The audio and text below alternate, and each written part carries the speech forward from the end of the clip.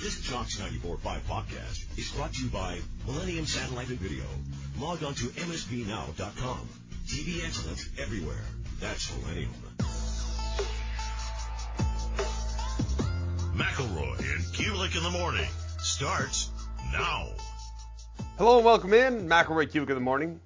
8 a.m. where I'm at, 7 a.m. back in Birmingham. Hope everyone's Friday is off to a terrific start.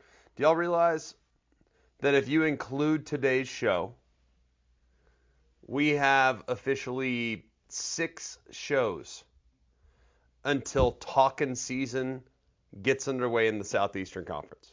Yes, the unofficial kickoff to the season. I didn't know we were branding it that way. We've always said that, but now it's actually being branded that way by several conferences. I've heard it on radio promos. I've heard it on other things. Like, are we officially calling? All right, hear me out. Follow me here. Damian and John, are we officially calling the unofficially official start to the college football season media days now? I think so. I don't think I can rock with that because this happens every single year. We get all excited. We're waiting for it to get here, and then we forget there's like a 2-week lull before even camp start and something else. And so I can't call it the unofficial start if it's a false start because we're not right into it. Media days ain't played nobody, Paul? Is that what you're going with? No, just more of they have a week 0 game, then they're off week 1 and 2. I'm just gonna prepare everybody. I just want to remind everybody that it was a year ago when we were having the offhanded conversation with Paul Feinbaum on Monday of media days, and I asked Paul if he thought that Nick Saban could potentially return to coaching. And remember how it went viral. And was that not probably the highlight of media days, if you will? Oh, 100%. 100% it was. It was 7:27 on that Monday. Everybody's talking about what Greg McElroy said, and we were just sitting there like, what just happened? Like, we just started.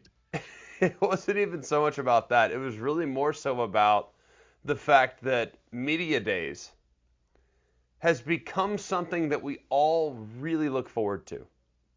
Like it's appointment listening, it's circle the calendar. You know, this year it's going to Tampa. More on that in a moment. But media days is something we are always very excited about, right? For a long time. And I want to remind everybody that the last 4 or 5, maybe 6, 7 years of media days has been remarkably underwhelming. Are we, I feel like we build up towards media days. Here it comes. Here we are. Here we go. And then nothing happens. Am I wrong in remembering it that way the last few years as these kids have becoming more robotic and they have PR teams and they know what to say so that they don't say anything at all?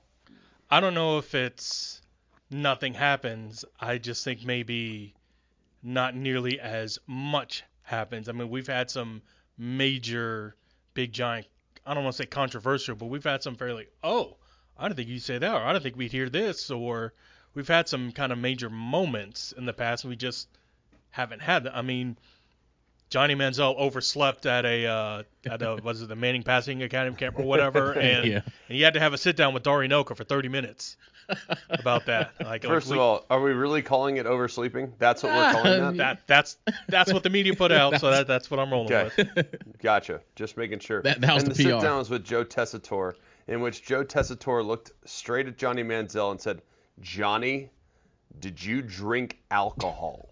I believe that was exactly the question that was asked in that Johnny same Manziel tone, at Media Days that day. In that same tone. All downhill from there, I believe, as far as fireworks at Media Days. But it's funny because I find myself, and I don't know if you guys are the same way, like here we are again. It's 2026. I'm 38 years old. It's July 10th. Media Day starts in 10 days on July 20th. I find myself really looking forward to it. And yet I know I'm going to get there, and on Thursday I'm going to be flying home, and I'm going to say, why was I so excited about this? Right? I mean, do you remember, seriously, name one memorable thing from Media Days last year. Just one. Really, outside of your comment, Yeah. I remember Eli Drinkwitz getting up on the last day because he was the first coach on the last day, and he looked out in the crowd and was like, "Oh well, I guess everybody's pretty much gone, but I guess I'll go up here and start just spewing stuff." Pretty But much, yeah. that was probably it. Bear? I remember us breaking the internet. Yeah. Yeah, we That were was responsible for all the content and everything else. Yeah. That was literally it. I think it was someone from Yahoo that won the Paul Feinbaum last media member to be here at Media Days on that. I think it was someone from Yahoo. I can't remember who exactly it was, but it was oh well, okay, you're our version of Mr. Irrelevant. That's always kind of it. And I feel like now with it being in Tampa, I'll be really curious to see. By the way, when I think Tampa, it doesn't feel super SEC, but like I'm on board with it. We obviously have gone to Dallas, we've gone to Nashville. This year, we've gone to Atlanta. This year, heading to Tampa. When we went to Dallas, that didn't feel very SEC either, and that's my hometown. But it didn't feel very SEC, if I'm being completely honest. Just didn't. But I am wondering if Tampa will. Because we've been there for national championships. We've been there for other games. We, of course, have a bowl game in the SEC that has long been attended in Tampa. I feel like this one has a chance to feel very SEC. When y'all think Tampa, does it feel Southeastern Conference-y? Not really. It doesn't on the shoot, but given the cuisine that's there and the weather that's going to be there, it feels like the South. Yeah, it feels like the South. But it feels, kind of ACC-ish. I don't know why. It feels ACC-ish to you? I Yeah, get just that. kinda, I hear what you're saying. Yeah. But here's enough. the thing. Here's the thing when it comes to media days. I guess the older I get, I start to kind of take a step back. It's that feeling that every fan base during SEC media days, when they hear their head coach, they feel confident for a period of time, even though there's no games that have been played. Like there's an outlook of optimism based on what your head coach says during SEC media days that gives you that bit of, you know what, like I'm looking forward to the season. I'm interested to see where it goes because, Clark Lee a few years ago, everybody kind of joked and laughed when he said that, hey, I plan on building Vanderbilt into one of the best. No, he did say the best. Yeah, the best program in college football. And it was like, come on, coach, like, come on. And then a couple of years later, Diego Pavia comes and it's sorry for laughing at you. Like maybe you are building this thing right. So it's kind of that for a period of time, I feel like my team has a chance. No matter where you are going into that moment, but SEC media days and hearing your head coach go up there and speak, and it's like, you know what? I'm ready for the ride. Let's go. I think that's it. I think it's a great way to market your program. It's just gone are the days, and these coaches are smart, man. These guys are making $10 million a year. Like I'm not going to go up here and say anything ridiculous. It does me no good, because I could at some point in a month from now, 2 months from now, 3 months from now, still take heat for what I said back in July on a long day in front of a microphone. Like these coaches know really well, let's not screw anything up. So they don't give us anything. And I actually understand it and I respect it. The players are the same way. They're now cashing checks, sitting there saying, I don't really want to mix it up anymore. Like back in the day when having a personality actually benefited you on the recruiting trail, coaches wanted to show personality. They wanted to show something interesting about themselves so that maybe, just maybe, the writers would gravitate towards that guy and maybe present that guy in a positive light, a la Steve Spurrier, who would go out there and kind of make things fun and jovial and would take a couple shots, and the writers all loved him and the media members all loved him. Therefore, when they talked about Steve Spurrier, they did so glowingly. When the recruits read those pieces that were being written on Steve Spurrier, it helped him on the recruiting trail because it gave him this old, well, I don't want to say old because at one point he wasn't, but this older, like, my grandfather's so funny type of approach. You know what I'm saying? Like, I love my grandfather. Like, there's some alignment here. Like, I align, and I kind of understand Steve Spurrier because I just had Thanksgiving dinner with Steve Spurrier, I feel like, in my grandpa Jim. You know what I'm saying? Like, now it's just these guys know it's all transactional, it's robotic, don't screw it up, let's just keep the trainer rolling. And ultimately, what will help us on the recruiting trail are big checks. You know what I'm saying? It's just strange how it's changed. And I've never really thought about it until I've started my preparation for media days this year. And I'm sitting there thinking, it's like, I don't remember the last time a coach went up to the podium and said something that was memorable.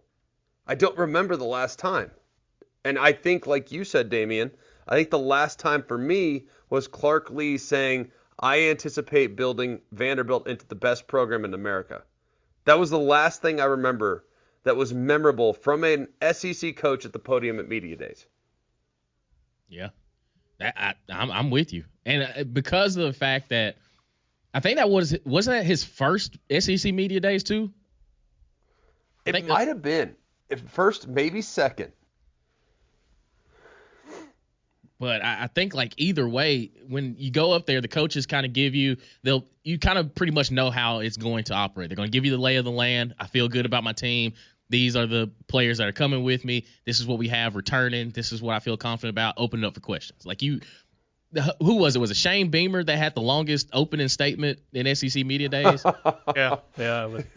So he went up there and filibustered for 22 minutes about his roster, and it's like, wait a minute, hold on, like this isn't a State of the Union address. We're just trying to read the room, say, hey, coach, appreciate you being here. But I remember him going up there and filibustering for a while.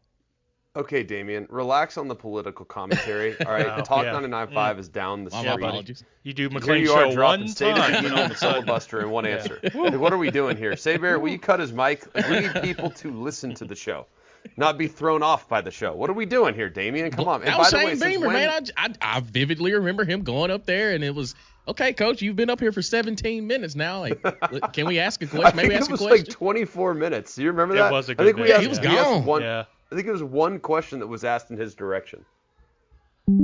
I do remember last year we either got on or were like Hugh Freeze said something to where like it gave a lot of people hope. It was like, I don't know, it was something like having the best roster or It was. I would be surprised if this team isn't in contention for a college football playoff. that was it. Yeah, and I was like, Yeah. oh, okay, well, thanks, coach. Yeah, man. Whoops. Then Kentucky happened, and Yeah. phew. It happens. Let's not. Yeah, true. Hey. It does. It does. Hope springs eternal, gentlemen. All And I'm here Hope for it. springs eternal. And we need to turn the page. What's done was done. Now it's about moving forward. Okay? You guys are living in the past right now. Goodness gracious. Gosh, tough. It's tough. It's just a All right, reflection we have moment. a fun fair enough. We have a fun show today. I got to hear Damian and Conrad's evaluations of the top 10 coaches in college football. Don't think for a second we won't hit that. That is going to be – I have a couple of real thoughts there.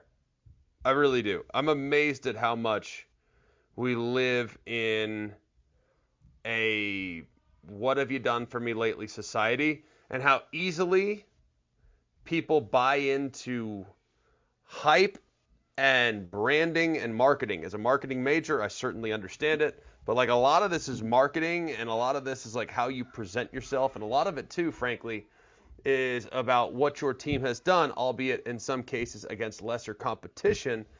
But branding, in the court of public opinion, what do people think about your football acumen, as opposed to what have you actually done? So I'm kind of amazed at what this list looks like. Not going to rip it to shreds because everyone's interpretation of, quote, best is a little different, and I can get on board with that. So I'm very much looking forward to going through this. Top 10 coaches in college football, and we will do so next on McElroy Cubelic in the morning, Jocks 94.5. Don't leave Jocks back at the house. Download the Jocks 94.5 app and take us anywhere, in the car, at work, or at the game. Live audio, video, and podcasts on your schedule. The Jocks 94.5 app, wherever you may be. McElroy Cubelic in the morning, Jocks 94.5. Look, everyone does rankings, list. We've famously, I don't know about famously internally, Cole and I, basically in our office, have said list season. So LISTSZN. And we, I guess, apparently are still in list season. Never really realized that list season was still going on at this time, but you know what? People respond to lists. I like them. Tell me how often you guys will see a compelling list or ranking, top 10, top 20, top 25. I don't care if it's way too early preseason top 25s back in January. I mean, the portal hasn't even closed in some cases. And the day after the national championship game, we're putting out way too early preseason top 25s. I mean, so we as a society love lists. As a football watching public, we are all about ranking teams, ranking players, ranking coaches, what have you. So I will never be mad at somebody for putting one forward that is intriguing. And this one I found to be remarkably intriguing. I'm going to start by going to Damien, who just broke this down for the better part of the last half hour. Damien, I'm going to first give the number one coach, and I want this to be a practice between the three of us in which we give a reason or two why I agree with it and a reason or two why I disagree with it, and then we determine whether or not it's an appropriate ranking. Does that sound like a good plan? I'm with it. Bear, you good with that? Call me the Rock. Team, bring it. What does that even mean? Yes. I was trying to, All right, have a little it. fun. Okay. All right. Sorry, Pops. Okay, cool. These references today, and by the way, I'm going to apologize in advance. I'm not in studio today, ladies and gentlemen. I'm not in studio. I am on the road. The summer travels continue. Chaos is around every corner. There are 11 children 30 feet from me. So if you hear the occasional scream, it's not because Damien is getting attacked by Saber. It's not because Brian and Frank decided to beat up Haney. It's not because of any of those reasons. It's because we have 11 hooligans 8 years or under that are all running around as if they had a Trenta iced coffee this morning. Okay? So don't worry about us. We're going to be just fine. I feel like in the event in which all 11 gang up on me, I still can probably hold my own. All right, at number one, it is Curt Cignetti, Indiana. He just won a national championship, first to do it within the first 2 seasons of being at a school since Gene Chizik did it in 2010. Okay, I'll start with my kind of approach, and I'll see if you guys are kind of on the same page here. He just won a national championship. He's won everywhere he's been, dating back to his time at Elon and IUP. He also won at James Madison. He, of course, won at Indiana early, took him to the playoff last year, won the national championship last year, or took him to the playoff 2 years ago, won the national championship last year. The winning percentage speaks for itself. He's 27-2 at Indiana. So it's pretty easy to make a case on his behalf, correct? Correct. Absolutely. Do you have anything you'd like to add to the case being made for Curt Cignetti? I mean, you listed off the names of the schools that he's been at, and he's won. He took arguably the worst Power 4 team in history to the highest of highs, and there was no doubt about it this past season. And to do it after, I think it was Sark or someone said that no one's ever going undefeated again, and to do it undefeated too in an era that most people kind of felt, okay, your national champ's going to have probably 1, maybe 2 losses. To do it fully undefeated, it is warranted of him being number one. Yes. Here's the pushback. What did I reference a moment ago as him being the first coach to win a national championship in his first 2 years since 2010? Whose name did I reference? Gene Chizik. I love Gene. Personal friend. I think he's phenomenal. I think he's a great football mind. Like, I genuinely think the world of him. Having competed against him as a player, getting to know him as a person, getting to cover him as a coach, I really genuinely think the world of Gene Chizik. But don't you think 2 years and the sample size of being at a place for 2 years is a little bit short?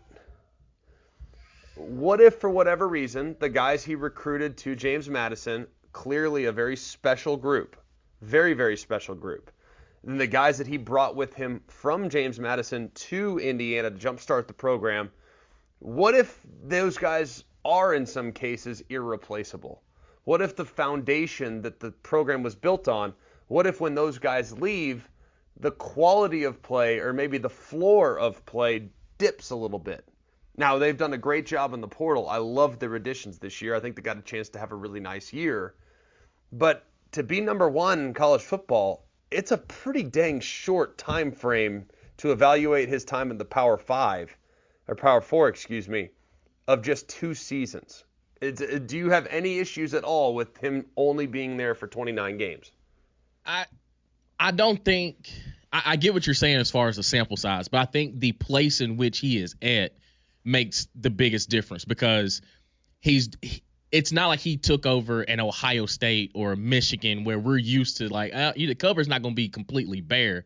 You should be able to have success. It's the fact that he's at Indiana doing this where we ain't never seen Indiana be as good as they are. And he's doing it in the Big Ten where they've added, USC, Washington, Oregon, and all these UCLA. Like the competition has gotten tougher, and he's doing it at a place where they essentially were the doormat for a long time. But we've also seen where, like Gene Chizik, like others that have come on quickly and had success, most of them have not been able to sustain it. So while I don't have a major problem with him being number one, I could see why there's a good amount of pushback on it, and probably why, if I were making a list, I would have who's at number 2 at number 1 for this reason. All totally fair. I think him being right now, by the way, if we're taking a snapshot of college football, if we are sitting up 30,000 feet above on an airplane, taking the snapshot of the United States of America, and in this moment, in this exact moment, I have no problem with Curt Cignetti being number one. Right, same, yeah. At all. Like, I'm totally good with it. I'm fine with him being number one. In the event in which they dip next year or the year after that, or where maybe they don't quite reach the highest of highs like they did last season over the next 3, 4, 5 years, I'd be willing to maybe bring him back a little bit. But right now, I can't put anyone above him. The guy's been unbelievable in the last 2 years. So I'm totally supportive of this decision. The one thing I would say is, man, he did it with an awful lot of 3-star guys that played hard and did what they needed to do. Isn't that amazing? Wow. It's almost like recruiting guys that have a chip on their shoulder helps you on the football field nowadays. But what do I know? I clearly know nothing about Yeah, but recruiting. they were old, Greg. They were older. Yeah, that's what it was. Yeah, they were old when he recruited them to James Madison and then developed them over the course of 4 years. Look how stars. You're 100% right. At number 2 is Kirby Smart. Shouldn't require a lot of explanation. The guy's done it for a very long time. The guy's been there for forever. 117 wins. It's second most by a head coach in the first 10 seasons in major college football history. The only guy that had more was old Georgie Woodruff back in 1892 to 1901. Wow, I heard that name in a while. Yeah. Yep. G-Dubs. No doubt about it. We good with Kirby Smart being 2? Yeah. You can make arguments for number 1, but if we're looking at it right now, today, from 30,000 foot, Cignetti's above him. I'm kind of on board with Kirby Smart being 2. I'm fine with it. I'm good with it. The question that I have about it would be, okay, why the first round exits or why the first playoff game exits the last couple of years? But like, come on, man. Like, that to me feels like low-hanging fruit. Like, how can you really push back on what he's accomplished? The guy's done an incredible job. So, I don't think there's going to be a lot of pushback there. At number 3, it's Ryan Day. You look at Ryan Day, and I think there were a lot of critics early because of the performances against Michigan. I was always able to overlook those performances because I looked at the quality of player he could bring in. I looked at the quality of development that those players received and how often guys reached their ceiling while playing at Ohio State. And while, yes, there was a moment, I do think there was a point in Ryan Day's tenure where it got away from him a little bit from a toughness standpoint. I do think there was a point where they were a little bit too pass happy, a little bit too reliant on throwing the football. Jim Harbaugh recognized that, took advantage of it by becoming the antithesis of Ryan Day by running the football. But I think with what he's done the last couple of years, the way he's embraced the NIL era, the way he's moved more into a CEO role, I have no issues at all with him being number 3. Are we all on the same page with that? Yep. You can make arguments for number 1, but also, yeah, he's perfectly fine right there at 3. Yeah. You know what's funny is I'm still amazed at how much heat he gets. Like, there are plenty of Ohio States. I'm talking plenty of Ohio State fans that still are not 100% convinced he's the best man for the job. Yeah. And I think that's what it is. It's because he's the head coach of Ohio State, it's all internal, because I think for people like us that we're not necessarily as close to the Big Ten, we look at his resume and compare it to a lot of people. It's, brother, he would be a Hall of Fame coach if he was at any other place. And it's just the expectation, oh, he can't beat the team up north. It's like there's finding ways to beat us. But yet he's still, like, he wins the national championship, and it still doesn't feel like he's done enough. Because that's the place he's at. Mm-hmm. And, like, this place that he's at has expectations that are through the roof. Sound familiar? Yeah. But at the same time, the guy's done a pretty dang good job. 100%. Pretty dang good job. And I think, frankly, on a year-in, year-out basis, in the last, 13 years, Ohio State feels like their ceiling under Urban Meyer and Ryan Day has elevated well beyond where it was under Jim Tressel, who is a Hall of Famer. Mm-hmm. Pretty good guy right there in Jim Tressel that was able to do an awful lot for a very long time. And yet Ryan Day has only continued to sustain excellence over the course of his tenure. He was actually voted by one person in their ESPN poll as the number 1 guy. I have no issue with it whatsoever. At number 4, Marcus Freeman, Notre Dame. Now, I will like to personally do a victory lap on this one. I feel like I was on this guy way early in his tenure. Been a huge believer in Marcus Freeman since his time as a defensive coordinator at Cincinnati. His ability to reach the player and create an edge amongst his players, and the way that they blend athleticism and toughness from a philosophy standpoint, I just love his defense. Like, I just love how they play. It's like, all right, hey, we're going to play lockdown man. Go out there, press them up, Damian, and just go knock their heads off at linebacker by blitzing 1,000 miles an hour. Mm-hmm. Like, it's just, they're just an awesome group to watch. So Marcus Freeman at 4. If anything, it feels too low. Where are you guys at there? I think 4 is a great spot. The only thing he's chasing is a national championship, and the 3 guys ahead of him all have that, and that's the only thing that's stopping him from being in the top 3 is a national championship. Now, he's gotten them there, fell a little bit short to a team that was just better than you, but he took them to the wire in Ryan Day. But I think everything that the identity of Notre Dame, he's taken over. Like, to come after Brian Kelly, and it felt as though he was the best thing that you had going for you for a long period of time, and he still willingly left to go to the SEC and coach at LSU, and felt like he had a better chance of winning a national title. And we see in hindsight that wasn't the best, wasn't the best move. But I do think that the only thing he's chasing is a national championship. Yeah, he had some blunders with the Northern Illinois and Marshall losses, but when his best is usually needed, he's shown up, and the Notre Dame team has taken the identity of him and playing at a high level consistently. The pushback would be he is the beneficiary of the Brian Kelly departure, because that woke Notre Dame up. Mm-hmm. Like, we got to start acting like Notre Dame. We are a blue blood in the sport. Whether you like them, hate them, however you feel about what the Irish are, they move the needle as much as anybody in the sport. Tell me a team that moves the needle more than Notre Dame. I think your top 5, in whatever order you want to have them in, as far as moving the needle. Michigan, Ohio State, Bama, Notre Dame, Georgia. Those to me are the top 5 moving the needle. Texas being right there as well. So, like, you could maybe take it to 6. I think all 6 are interchangeable based on how good the team is that year. I'm talking moving the needle from a national standpoint. Notre Dame, for a long time, thought they could just rely on the gold helmets and guys will come. And then when Brian Kelly left, it was like, well, hang on, what are we doing? Like, we can pay players now We have deep pockets, boys. Let's go out there, raise some money, and go get top-tier personnel. So if you're going to push back on that, you could say, well, it was a perfect storm and he was in the right place at the right time. I would push back on that and say you could put Marcus Freeman on Mars and he could put together a really good football team. Like, really big believer in his process, and I think he's elite. We're good on the top 4. I have no problem with it. It's 5 through 10 is where I start to have some significant issues. I'll explain what they are next on Mac and Keys?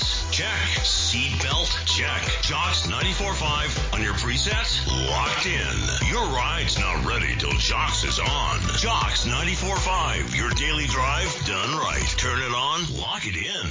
McElroy Cubelic in the morning on Jocks 94.5. Really, really appreciate all of you being with us.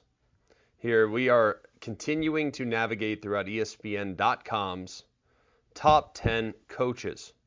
And honestly, like, I think the list is pretty decent. There's a few things I strongly disagree with, but for the most part, I feel like it's pretty solid. We've gone through the top 4.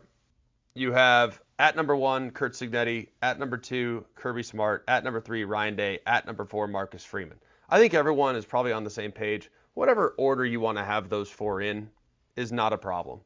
We're good, right? We're really, really good. Those are the 4. Yeah, we can quibble over the order, but those are the 4. This is where it starts to get interesting at number 5. Dan Lanning's at number 5. I think Dan Lanning is a great coach. I've loved him since he was the DC at Georgia. And I remember there's 2 coaches that have impressed me at that level when sitting in a coach's meeting. One was Marcus Freeman, the other was Dan Lanning. So, like, those are the 2 guys I circled. It's like, whenever these guys get their head coaching jobs, like, I'm riding with their team for sure. I feel great about them. Dan Lanning's at Oregon. He's 48-8. Absolutely love the tenure he's put together. It's been tremendous. Absolutely tremendous. Here's the problem that I think is really tough for me when evaluating Dan Lanning. Is what is, with the exception of the regular season victory over Ohio State in 2024, what is the biggest moment? What is the biggest win? Yes, they won the Big Ten title. That was massive. They were there as a result of some chaos with Ohio State losing to Michigan, which allowed Penn State to go in. They beat Penn State. That Penn State team was very good. Ended up playing in the semifinal of the national championship game. But there's a lot to like about those 2 wins, right? That 2024 season was special. No one will push back on that. If you look at some of the other big moments that Dan Lanning's had, he blew out Colorado. That Colorado team, we realized, was a paper tiger. He won at Penn State last year, who went on to be around a 500 football team, maybe just slightly above 500 football team. And then he blanked Texas Tech in the playoff last year. I don't think anybody would look at Texas Tech and tell you, yep, that is a high-quality, super, super special organization. So I feel like Dan Lanning is great, but there is a little bit of like a hype machine that goes along with him a little bit. Are we a little bit maybe too favorable in our view of how Dan Lanning is finished in his tenure at Oregon? Yeah, I think it's a fair question. To your point too, it's what's the big win? Like, I mean, yeah, you won the Big Ten, but also I don't think we would sit here and say that Penn State was the second best team in the Big Ten when you did beat them. He beat Ohio State in the regular season, which was great.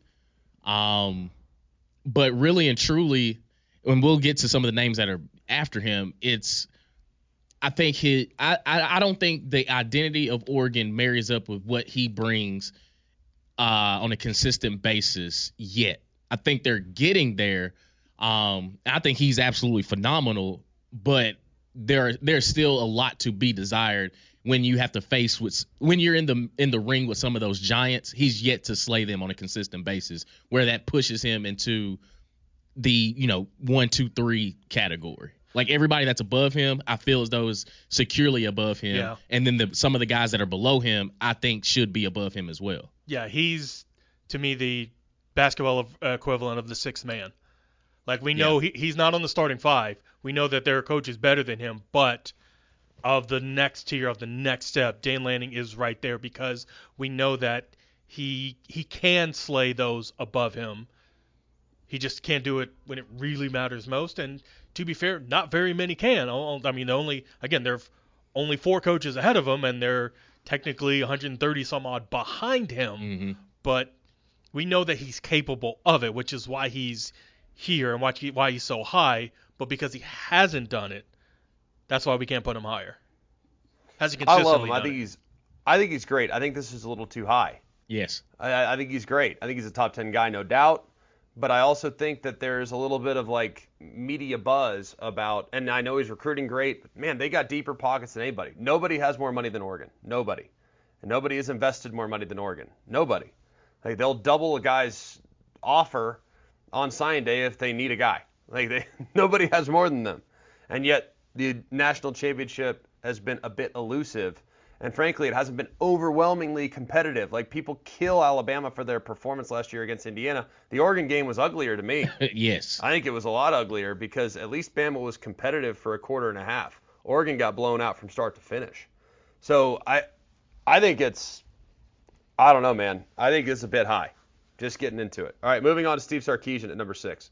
Love Sark. Think he's done an amazing job.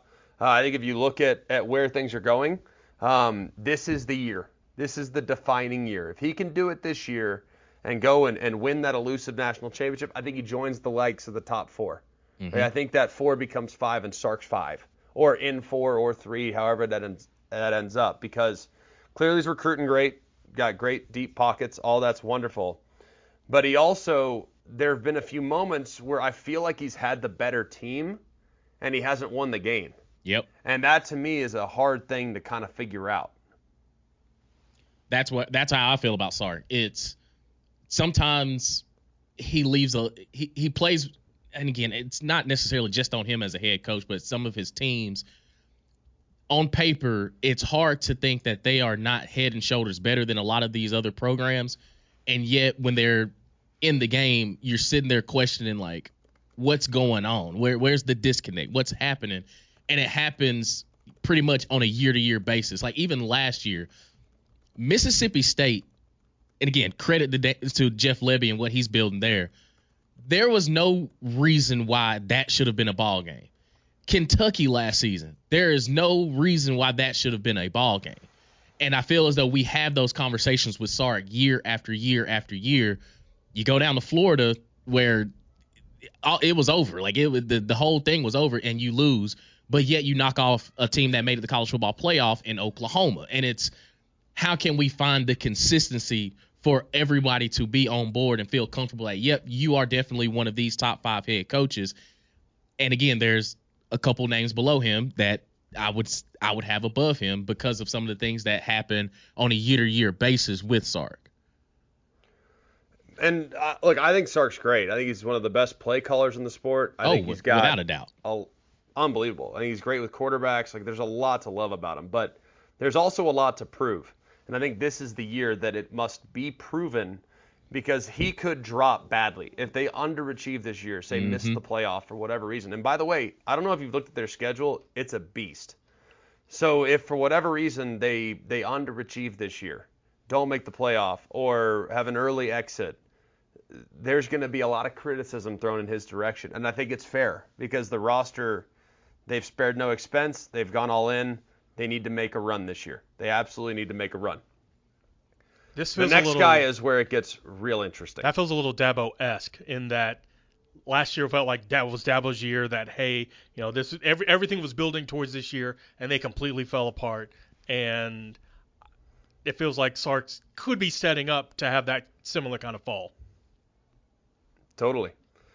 And I love Sark. I think he's really good. I think he's appropriately ranked right now. I would have him slightly lower, but we're splitting hairs a little bit. Whether I have him 6 or 9 is, two very different things, or it's not that significantly different.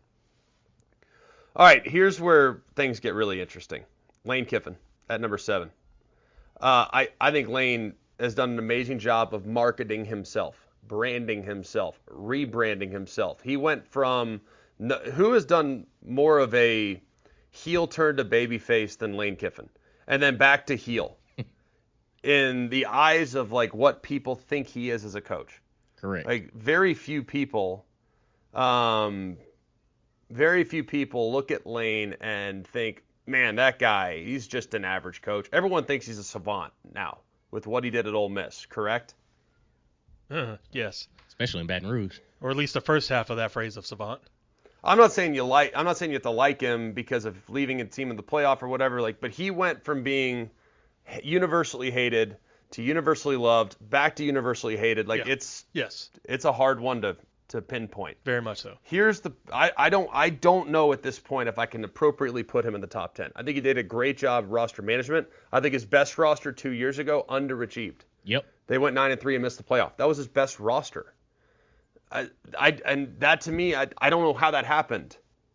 I don't think it makes sense to underachieve and to lose to 3 teams that you are significantly better than. I'm talking significantly better than is a hard one for me to wrap my head around. I also look at the career record against AP top 25 teams. He's 13-24 against AP top 25 teams. That to me is hard, granted, over the course of his time at Tennessee, FAU, USC, and Ole Miss. So some people list it, by 13-25. Some people have it 13-24. Some people interpret it a little differently. A handful of those losses came when he was at FIU against, say, an Ohio State or an Oklahoma, massive talent gap. So I could throw those out even to an extent. But if you look at his record in top 25 games, it's gotten much, much better. But for a while, that was kind of the thorn in the resume, was the performance against the best teams in the country. He has just 3 wins in his career on the road against AP top 25 teams. His only win over a ranked power conference team was in 2011. And that was finally snapped last year when Ole Miss went to Oklahoma and beat a ranked Sooners team who was number 13 at the time. So help me out, guys. I love Lane. I think he's a great coach. 7's way too high. Oh, 100%. Based on the actual tenure and the actual wins accumulated. Yep, I'm with you. I think I'm with you. I think Lane Kiffin is a great offensive mind, but we can count really just on one hand the quote unquote big wins he's ever had. He finally got Georgia a couple years ago. Kind of threw a lot of people by surprise, but you still had a loss to Florida, still had a loss to Kentucky. Again, to 2 teams that you were head and shoulders better than. I'm with you. He's done a great job of marketing himself of, hey, I've won a lot of games, but like we always say, against who?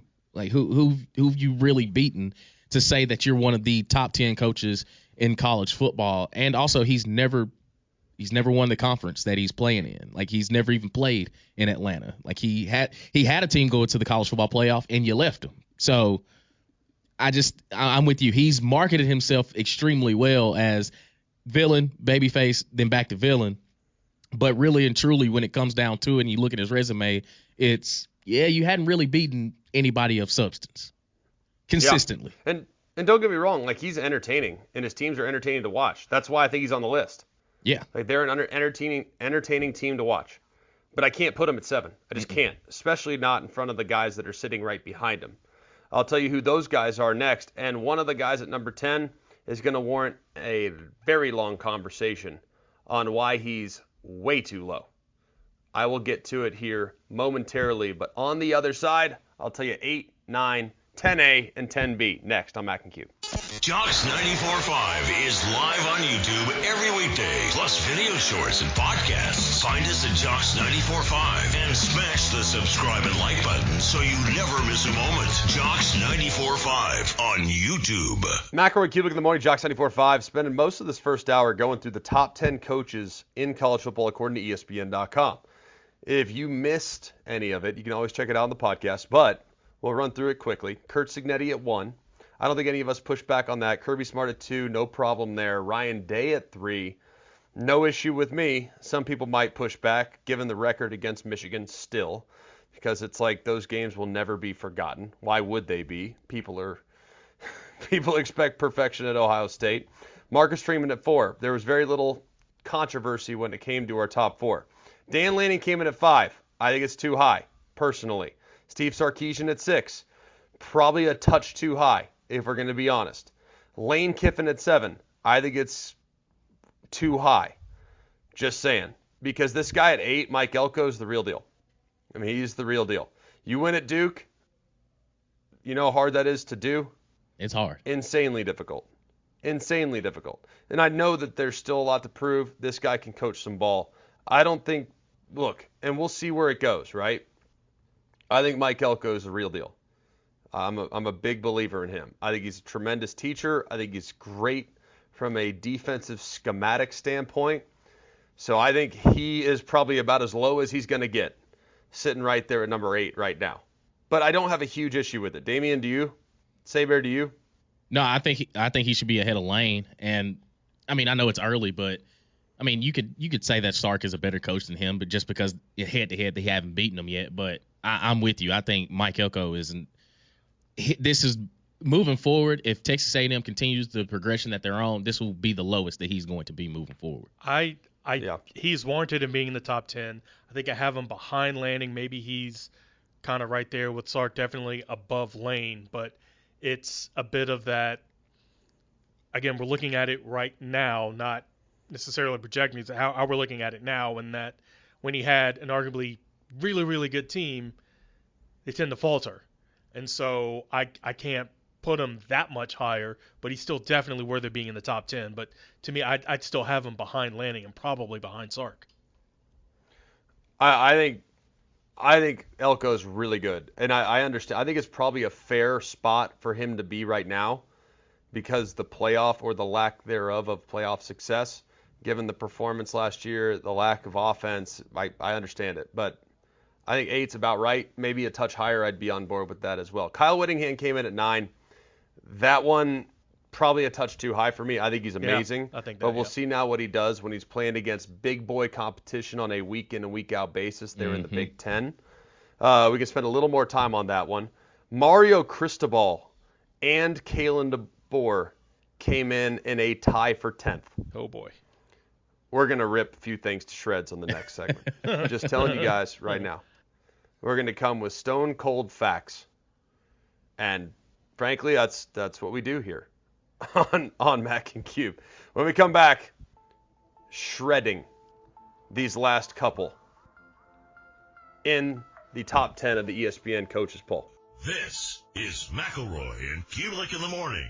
What would you do if your online store converted 36% more shoppers? You could take 36% more vacation. Another pina colada? Yes, please. Open a new retail location with 36% more square feet. Fantastic. Hire 36% more help. You're hired and you're hired. Shopify has the world's best converting checkout, up to 36% better than other e-commerce platforms. What you do with those extra sales is up to you. Switch to Shopify today at shopify.com/listen and get a $1 trial. Shopify.com/listen. Jim Rome takes on sports. I will always have a complicated relationship with this game, but people evolve. So do sports. Do not make me regret this. Do not make me devolve back to that guy that so many clones wish that I still was. And do not embarrass the entire country. Now, I can go back. I can get there fast. Lose tonight, and you got a real problem. Do not blow it. The Jim Rome Show podcast. You've been warned. Follow and listen on your favorite platform.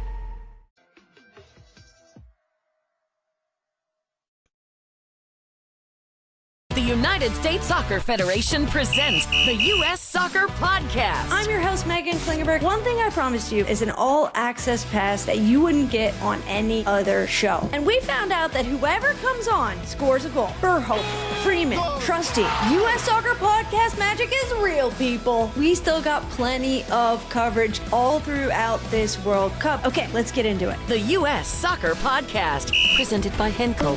Follow and listen on your favorite platform. Scrolling with Haley. I am Haley Carania. I scroll with the homies here in the live chat because there's a lot to scroll through on X, on Instagram, on TikTok. Cutting through the clutter, one hot take at a time. Love seeing you all in the chat before the show. I tried to jump in just a few minutes before to say hello. I love the chat interaction. Thank you for helping. But I do it to get all of the videos and all of the content that you won't find anywhere else. Scrolling with Haley. Just search that up and I will be there. Follow and listen on your favorite platform.